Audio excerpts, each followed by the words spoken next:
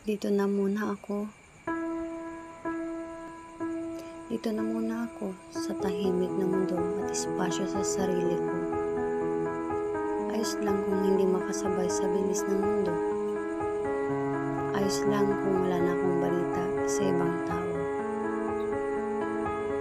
Uunahin na muna ang estado ng puso.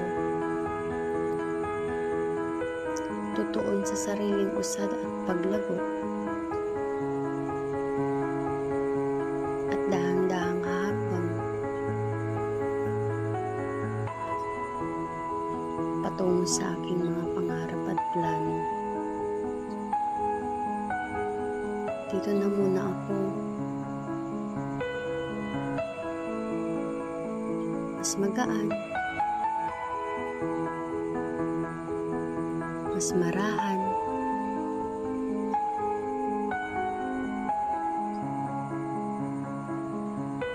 Mas matiwasay.